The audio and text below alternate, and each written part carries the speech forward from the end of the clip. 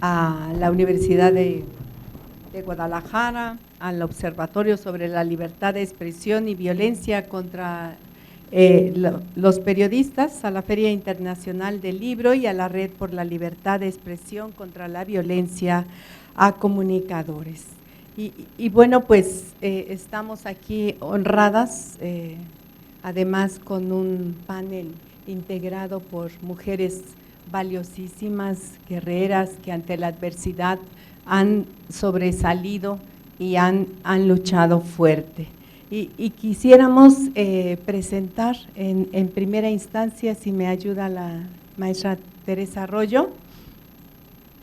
Claro que sí, muy buenas tardes a todos, gracias por estar aquí acompañándonos esta tarde. En primer lugar, quiero presentar a Griselda Triana.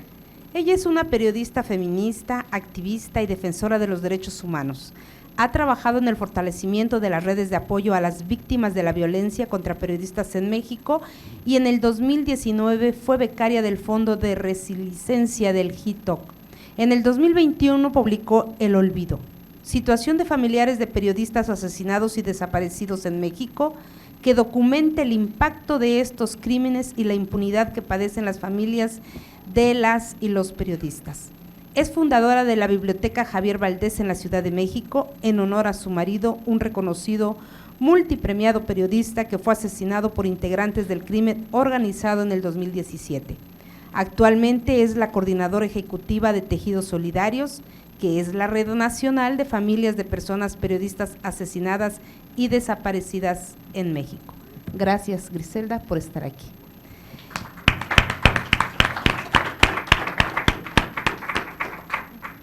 Muy bien. También dentro de este panel está María Fernanda de Luna Ferral.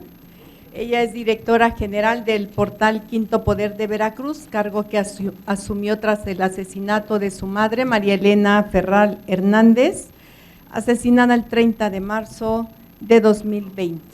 María Fernanda de Luna Ferral es egresada de la licenciatura en Derecho por la Universidad Veracruzana y ha incursionado en la política ocupando cargos en el Ayuntamiento de Papantla y como candidata a la Diputación Federal por el 6º Distrito de Papantla, por el Partido Verde Ecologista de México. Bienvenida, María Fernanda.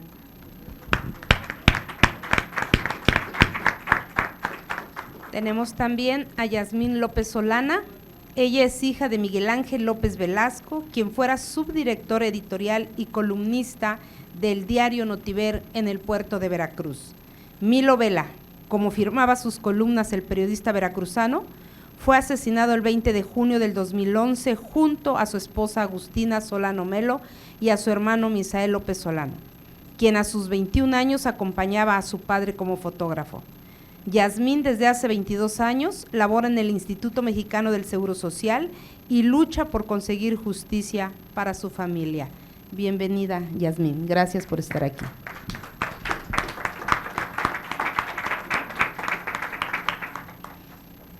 Bien, pues una vez más, bienvenidos a esta organización esta charla de organización de familiares y periodistas y víctimas de asesinato y desaparición forzada.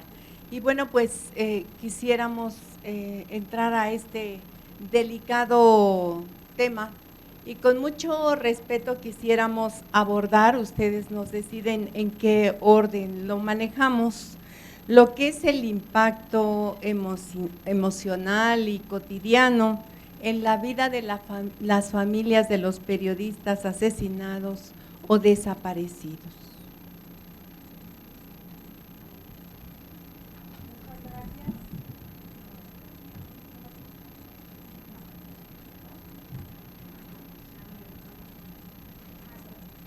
Bueno, si está prendido, a ver ahí, ya, ahora sí.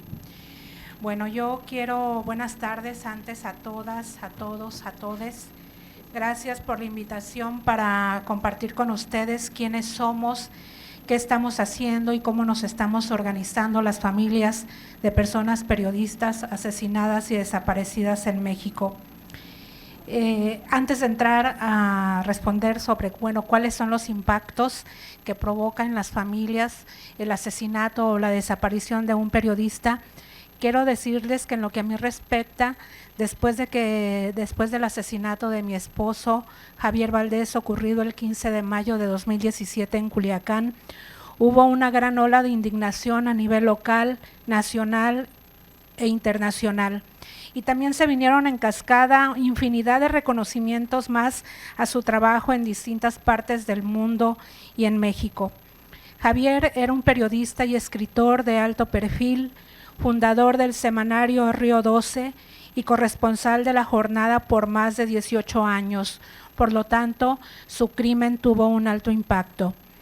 Sin embargo, lo que las familias vivimos después de que asesinan o desaparecen a un periodista es devastador. En los primeros momentos no alcanzamos a dimensionar lo ocurrido porque entramos en shock y además tenemos mucho miedo. Debo confesar que en algún momento me abrumó toda la atención que estábamos recibiendo y me preguntaba si lo mismo pasaba con el resto de los colegas asesinados y desaparecidos. Por supuesto que no. Quiero contarles que con el apoyo del Fondo de Resiliencia de la Iniciativa Global contra el Crimen Organizado Transnacional, que tiene su sede en Viena, tuve la oportunidad de realizar un diagnóstico sobre cuál es la situación de las familias después de que matan a un periodista, y los resultados eran lo que de alguna manera ya esperaba. Entrevisté a esposas y mamás de periodistas de los estados de Michoacán, Veracruz, Guerrero, Chihuahua. ¿Por qué a ellas? ¿Por qué me centré en tener estos acercamientos con ellas? Porque son las que quedan al frente de las familias y son las que quedan al frente en la búsqueda de justicia. ¿Qué encontramos en este diagnóstico? Que las familias están en su mayoría, que están en el olvido por parte de las autoridades. Las mujeres en su mayoría, como ya lo señalaba, nos convertimos en jefas de familia y también somos nosotras las que nos quedamos al frente de la exigencia de justicia. También quiero decirles que encontramos que las familias se enferman y me refiero principalmente a ellas, quienes pierden además sus patrimonios, se aíslan, no tienen redes de apoyo o no logran identificarlas y desde luego son revictimizadas por las instituciones responsables de procurar justicia y de atención a víctimas. Recuerdo que de esto hablé en muchos momentos con Balbina Flores, representante en México de Reporteros Sin Fronteras, así como con el equipo de Propuesta Cívica, organización que nos representa a varias familias de personas, de periodistas asesinadas y desaparecidas. Finalmente, Propuesta Cívica retomó esta inquietud y nos reunió a integrantes de familias de periodistas de los estados de Michoacán, Chihuahua, Sinaloa, Sonora, Oaxaca, quienes durante más de 2 años hemos participado en encuentros nacionales donde hemos recibido formación para integrar tejidos solidarios. Red Nacional de Familias de Personas Periodistas Asesinadas y Desaparecidas en México, la cual presentamos a principios de este año y de la cual yo soy coordinadora ejecutiva nacional. Pero ¿cuál es el objetivo de Tejidos Solidarios? Es acompañar y orientar a familias en su proceso de duelo y dolor a través de un modelo de atención psicosocial, psicoemocional y formativo desde la perspectiva de género, la interseccionalidad y los derechos humanos para promover la articulación, los vínculos, la solidaridad, el acompañamiento y el afrontamiento del hecho victimizante, así como fortalecer las capacidades de exigencia y búsqueda de verdad y de justicia. Para la construcción de la red, las familias participamos en un proceso de afrontamiento y elaboración de nuestras pérdidas, de reconocer los impactos emocionales y sociales y culturales que el asesinato o la desaparición nos ha dejado, el miedo ante la situación de riesgo de buscar justicia y memoria, la rabia ante la falta de respuestas y resultados de las instituciones gubernamentales responsables de procurar justicia y del Estado como el mayor garante de los derechos humanos. Nuestra red se llama Tejidos Solidarios, justo porque buscamos generar alianzas, vínculos y coordinación entre familias de diversas entidades. Pero ¿quiénes somos? Somos las esposas, somos las hijas e hijos, las hermanas y hermanos que durante años hemos enfrentado un arduo camino de búsqueda de justicia. En ese caminar nos convertimos en víctimas al ser violentadas por las autoridades y en ocasiones por los mismos autores materiales e intelectuales. Y desde luego nuestros periodistas, somos familias perseguidas, somos familias espiadas. Yo fui víctima de Pegasus, amenazadas y desplazadas de manera forzada de nuestros lugares de origen. Familias que hemos enfrentado la omisión, la indolencia y la impunidad del sistema de justicia mexicano. La red buscamos desde luego contribuir con el diseño de un modelo de atención psicosocial, psicoemocional, especializado que desarrolle una estrategia integral de intervención con enfoque de género, interseccionalidad y derechos humanos, ya lo había mencionado. E intervendremos en procesos de duelo y desesperanza a través del acompañamiento de las familias víctimas. Desde luego buscaremos desarrollar en ellas conocimientos y técnicas de afrontamiento. También les quiero decir que estamos a punto de constituirnos en una asociación civil. Yo confío que antes de cerrar este 2023 ya tengamos nuestra acta constitutiva, lo cual nos permitirá tener acceso a recursos de financiadoras internacionales y nacionales para cumplir con los objetivos que nos hemos planteado. En la red Tejidos Solidarios somos muy afortunadas de caminar de la mano de una organización como lo es Propuesta Cívica, que no solo se ha llevado a llevar los casos de periodistas víctimas de asesinatos, desaparición y agresiones por su labor informativa, sino que además no nos ha dejado sola a las familias. A las integrantes de Tejidos Solidarios, lo quiero subrayar, lo único que nos mueve es el deseo de que las familias no se sientan solas y nos permitan acompañarlas en sus procesos de duelo.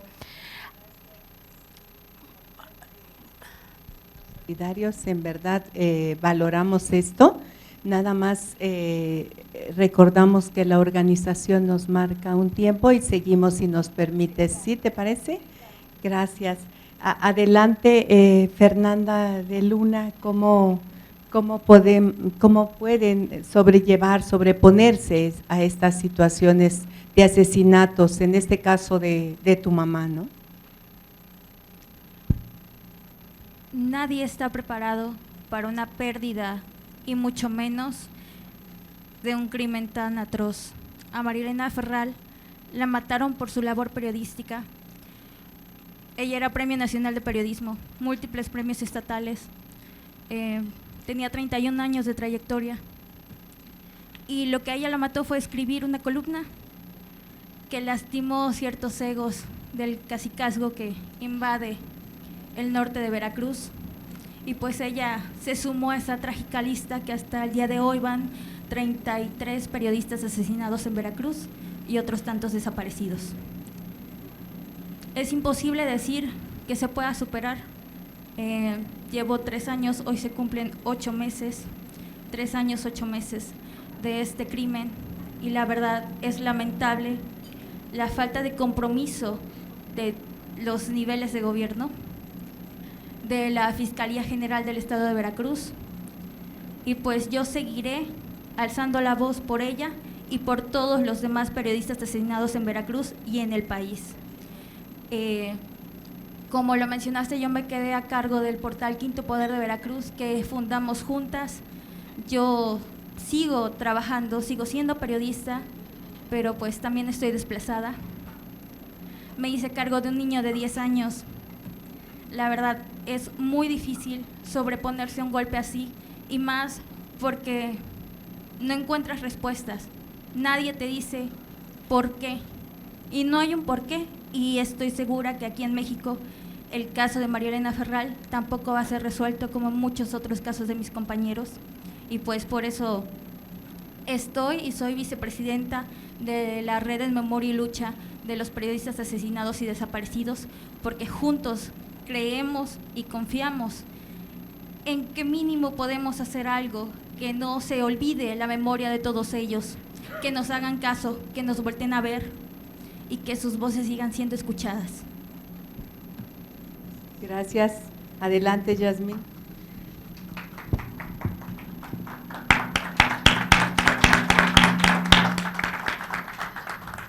Buenas tardes a todos.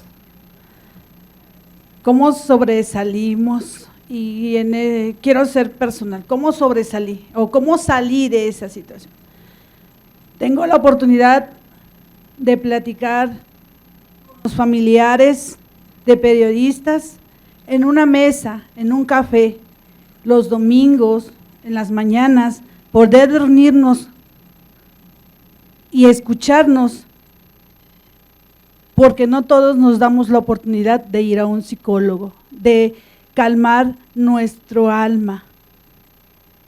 Y quiero plasmar aquí dos historias de cada uno de ellos. Una de ellas, cuando fue asesinada, le dijo a sus familiares, y sí me gustaría poner esto para los que están todavía, porque veo mucho periodista joven, les dijo la indicación, cuando mi papá fue asesinado, les dio la indicación a la persona que cuidaba a sus hijas: si a mí me pasa algo, salgan corriendo, no luchen, no hablen, no digan nada. Y así fueron sus indicaciones. Y hoy en día, cuando empezamos a platicar, y la veo, y no tuvo la misma oportunidad como Gris, como María Elena, como Fernanda, como yo, como muchos compañeros que tuvieron la oportunidad de sentir el apoyo. Ella no lo tuvo. Entonces, mucho cuidado con lo que platicamos con nuestros familiares. Es cierto, estoy segura que esa compañera quiso proteger a sus seres queridos, pero en esa protección les quitó la oportunidad de que las asociaciones, organizaciones como Reporteros Sin Fronteras, como una Propuesta Cívica, pudieran acogerlas y tener la oportunidad de sentir justicia. La criminalización, o cómo es la cuestión de la criminalización. Bueno, otra historia, es tía de otro reportero, y tanto fue la criminalización que el gobierno daba que hasta ella llegó a dudar que era cierto, y dice que la confrontó y le dijo: si tú crees eso de mí, ¿qué es lo que los demás pueden ver afuera? Entonces, los familiares de los periodistas cercanos que los aman, es tanta la información que llega, y que ustedes son los mensajeros de todo esto, y muchos periódicos son pagados por el mismo gobierno para mal informar a los mismos periodistas. ¿Cómo se sale? Sanando el alma, hablándolo, con red de apoyo. Así es como nosotros hemos podido sacar ese veneno, sanar el alma. Para los jóvenes, para las nuevas generaciones, esto que estoy diciendo espero que pueda apoyar en su carrera, y que también me imagino que su alma debe de estar lastimada quizás por tanto compañero que ya no se encuentra, al igual que la vieja guardia, como le dicen, que ya no están. Mi reconocimiento, porque es una carrera, es una profesión muy peligrosa hoy en día, Con el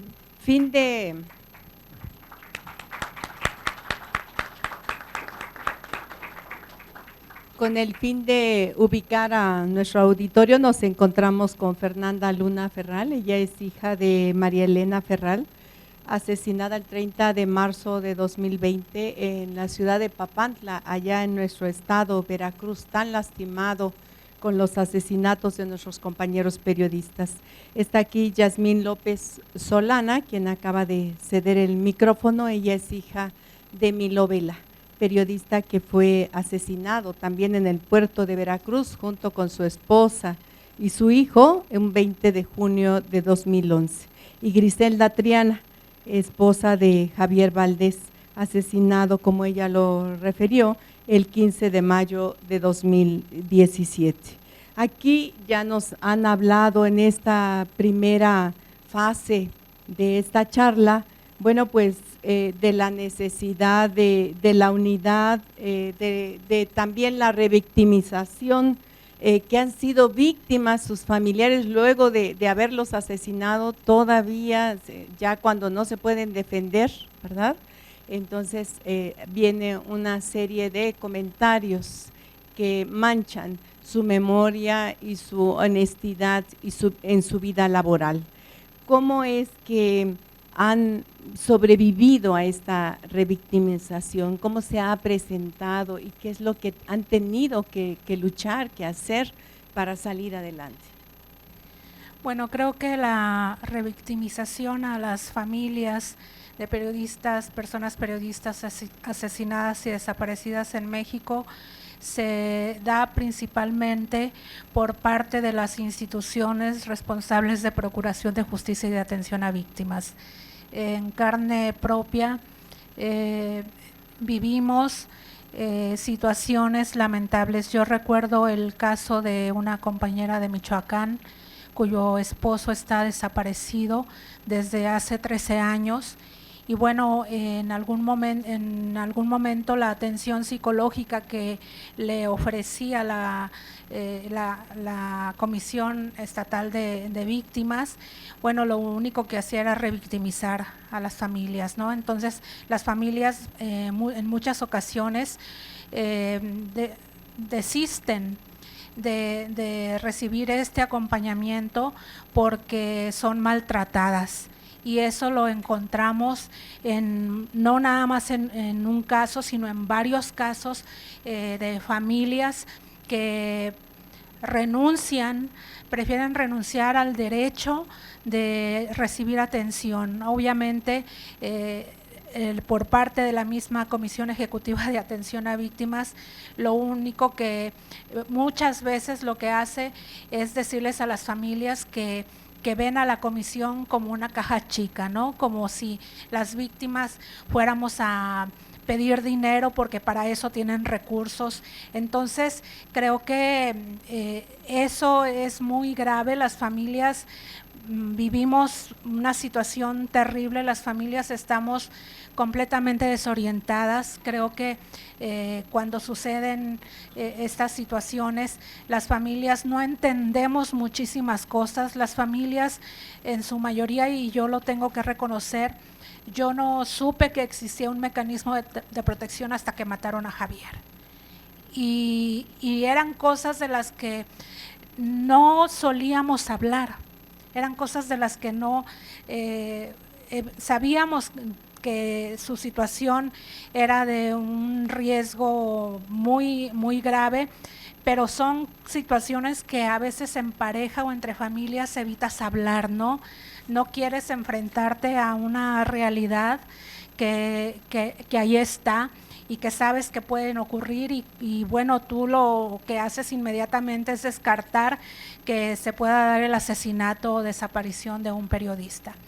Pero las instituciones, sobre todo, soy enfática en esto, creo que no hay una empatía real con lo que las familias estamos viviendo, ¿no? Creo que el acompañamiento real a las familias viene desde las organizaciones de la sociedad civil, vienen de nuestras redes de apoyo, vienen de organizaciones defensoras de la libertad de expresión, que aunque están para defender a las y los periodistas en este país, han asumido también el compromiso con las familias, de acompañarnos, de orientarnos, de guiarnos y de saber, de enseñarnos a andar este camino para el cual no estábamos preparadas, ¿no? Entonces, creo que uno de los retos más importantes es que las familias, de alguna manera, podamos afrontar este tipo de situaciones y no seamos revictimizadas.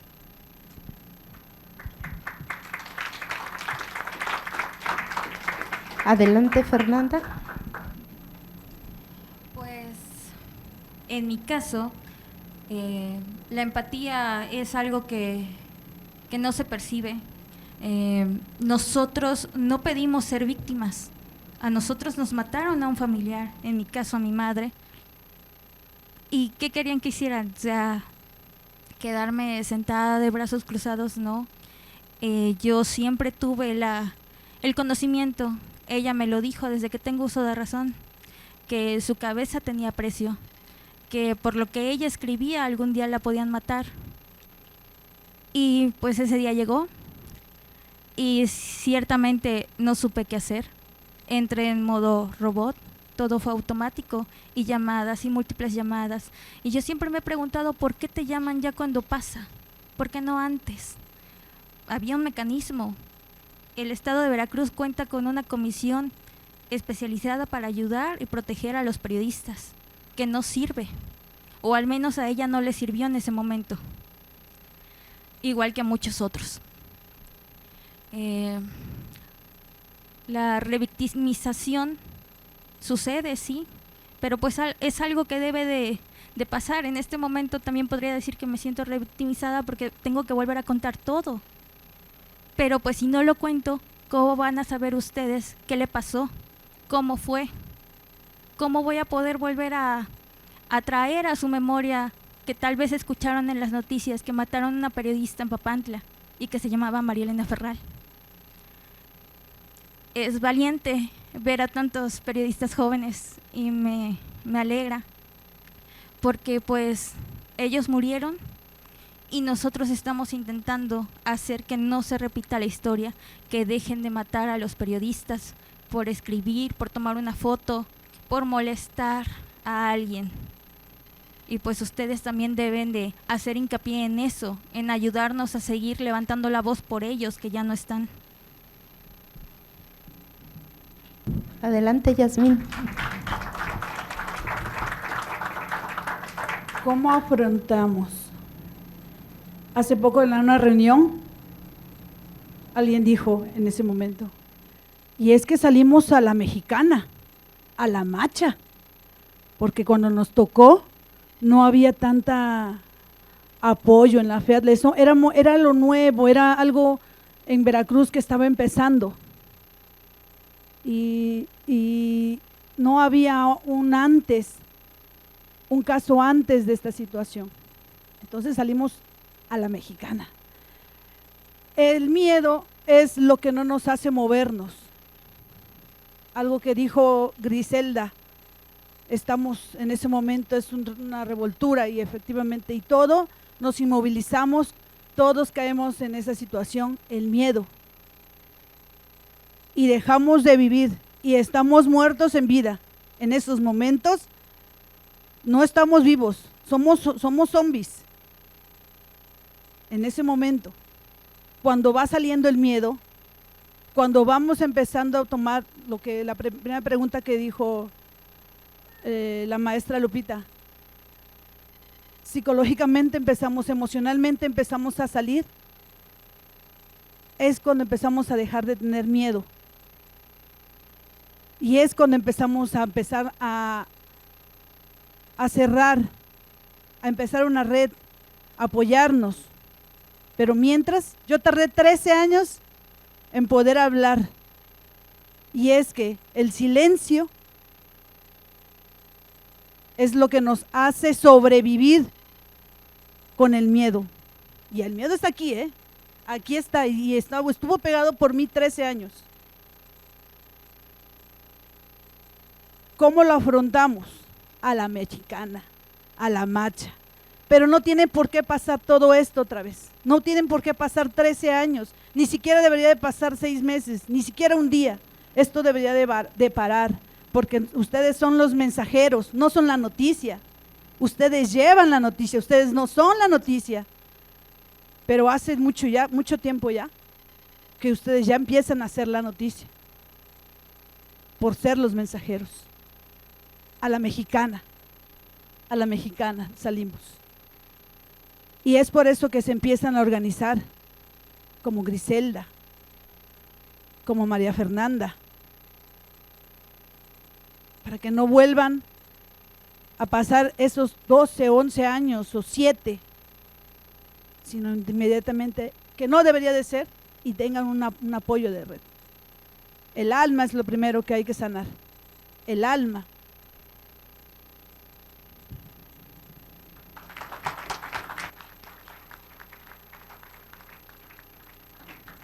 Bien, pues esta violación a un derecho básico de acceso a la verdad genera zonas de silencio en la familia, zonas de silencio con la autoridad, a veces zonas de silencio también con nuestros conocidos, ¿no? Llegamos y pues no tenemos información, no tenemos acceso a la verdad, no ha trabajado el tribunal, no ha trabajado el Ministerio Público y pues no hay nada que nos informen, también nosotros no tenemos nada que informar. ¿Tienen zonas de silencio? ¿Cómo se han manifestado estas? Llegan con la familia, se calla la familia, no sabe cómo reaccionar. ¿Qué ha sucedido en ese lado humano para quienes han vivido una tragedia tan fuerte como es su caso? Bueno, las zonas de silencio a nivel familiar creo que se suelen presentar precisamente porque el miedo se impone, el miedo paraliza, el miedo te genera mucha inestabilidad emocional. Creo que es importante, yo de lo que he aprendido después del asesinato de Javier, yo creo que es importante que las y los periodistas hablen de los riesgos que significa ejercer el derecho a informar en esta sociedad. Creo que las familias necesitamos, las compañeras, las hijas, los hijos, necesitamos tener información sobre qué hacer, a quién acudir, cómo actuar en el caso del asesinato o desaparición de un periodista. Creo que es normal que quienes se dedican a esta actividad prefieran muchas veces mantenernos al margen de los temas que abordan, de sus fuentes de información, obviamente por un tema de seguridad. Pero creo que es importante hablarlo, ¿no? Hablarlo de manera segura. Yo me preguntaba por qué Javier no me dijo qué tenía que hacer en caso de que lo asesinaran, ¿no? ¿Qué tenía que hacer? ¿A quién tenía que acudir? Se lo reclamé muchas veces después de que lo privaron de la vida y creo que son cosas que tenemos que hablar en familia, tenemos que hablar con nuestras hijas, nuestros hijos, ¿no? Días antes del asesinato de Javier, semanas antes, las semanas previas a su asesinato, por ejemplo, yo sí le pedí a Javier que hablara con mi hija y con mi hijo de lo que estaba sucediendo, ¿no? Y sobre todo porque Javier estuvo a punto de ser extraído de Sinaloa por el riesgo que corría. Al final él decidió quedarse en Culiacán y bueno, lo que ocurrió fue lo que ya sabemos, ¿no? Pero por fortuna, él sí logró hablar con mi hija y con mi hijo de lo que estaba pasando y obviamente ellos se agüitaron, ellos estuvieron muy tristes, lloraron por la posibilidad de que su papá se tenía que ir del país, pero lo que él tenía claro era que nosotros lo queríamos vivo, donde estuviera, pero que estuviera vivo, ¿no? Finalmente era una persona que acababa de cumplir 50 años, que tomaba sus propias decisiones, que yo no podía comprarle un boleto y subirlo a un avión para que se fuera. Y bueno, las consecuencias ya las sabemos, pero sí creo que hay que hablarlo, no hay que guardar silencio. Sí, a las familias nos dejan un montón de situaciones que resolver, entonces hay que ordenar muchas cosas, hay que ser honestos, hay que ser transparentes y que estas zonas de silencio a nivel familiar no se presenten. Adelante, Fernanda. Pues yo en el momento en que recibí la llamada que a mi mamá la habían balaceado y yo no sabía en qué estado estaba, yo supe que ya no había vuelta atrás. Cuando mi madre muere, pierdo a mi madre, pierdo a mi jefa, pierdo mi trabajo, pierdo mi casa, pierdo mis amistades, mi familia, pierdo absolutamente todo porque al otro día, después de enterrarla, me sacan de mi ciudad natal y me llevan a un refugio. Y pues ahí sigo estando aislada de todo. Así que hay muchas zonas de silencio en lo que era mi entorno. Yo sí tuve esa conversación con mi madre, sí me dijo a quién acudir, pero desgraciadamente no actuaron, no hicieron nada, puras promesas vacías que hasta hoy en día siguen siendo promesas y nunca se van a cumplir. El gobernador del estado salió a decir inmediatamente que iba a haber justicia para María Elena, que no se iba a quedar impune ese caso. Él ya va a salir y el caso sigue impune. Las personas detenidas casi salen hace 3 meses, ya sentenciadas con 30 años de sentencia por homicidio doloso calificado, ni siquiera por feminicidio ni por su actividad periodística. Así que pues hay muchas cosas que decir que no se pueden decir y esas también las familias corremos mucho peligro si hablamos de más.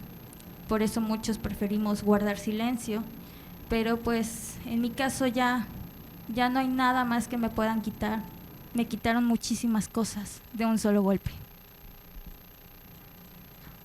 Gracias. Adelante, Yasmín. Sí hay zonas de silencio, las vemos en las fiscalías, las vemos con los policías, las vemos en las calles.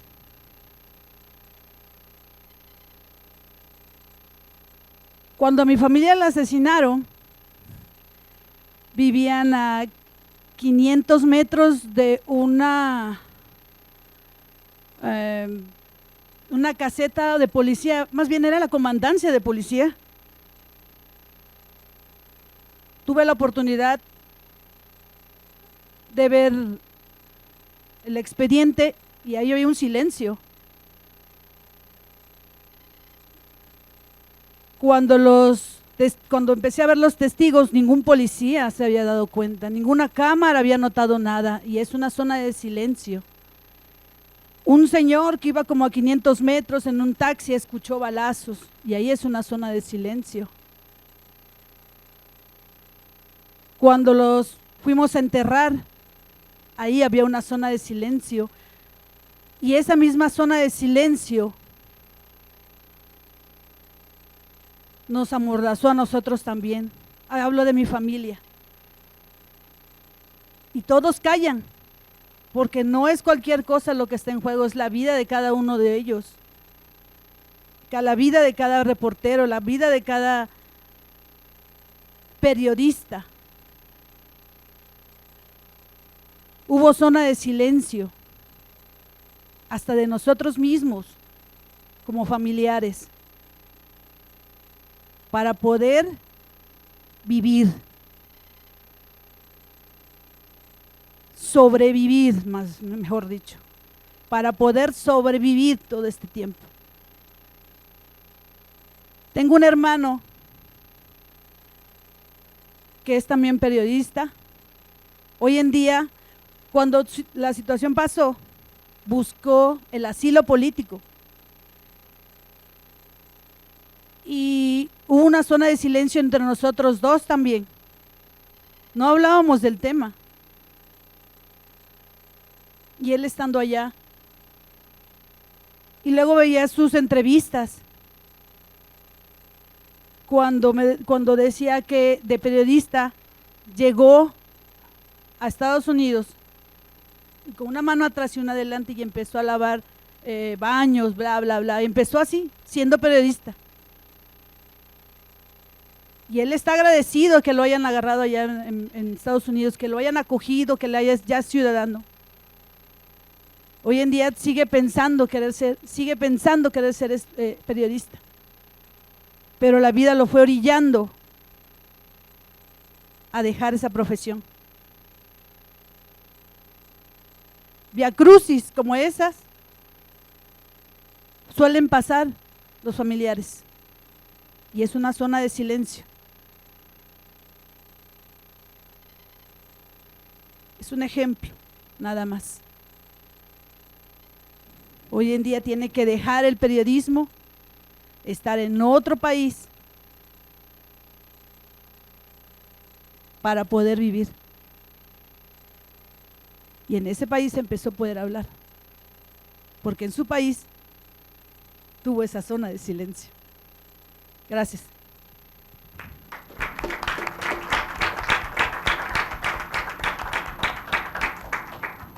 Bien, estamos a punto de concluir, nos quedan unos pocos minutos.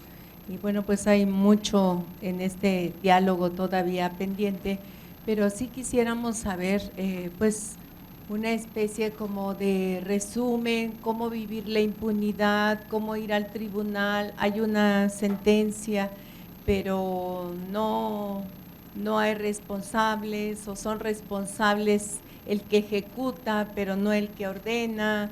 O sea, cómo vivir esa falta de justicia e impunidad imperante en nuestro país luego de lo que les ha sucedido. Tenemos escasos 3 minutos. Adelante. Sí, bueno, lo vivimos de manera terrible las familias, la impunidad. Sabemos que en el caso de los asesinatos de periodistas, la impunidad es de más del 95%.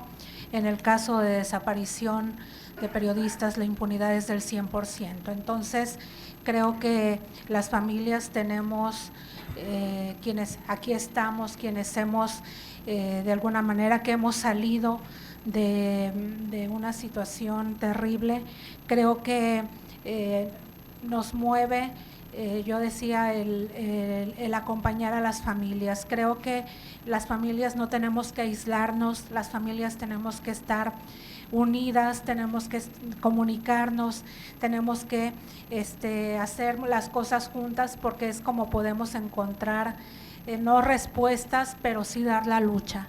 Es lo único que nos queda. Nosotras buscamos justicia, buscamos verdad, buscamos reparación y buscamos dignificar las memorias de nuestras y nuestros periodistas asesinados y desaparecidos en México.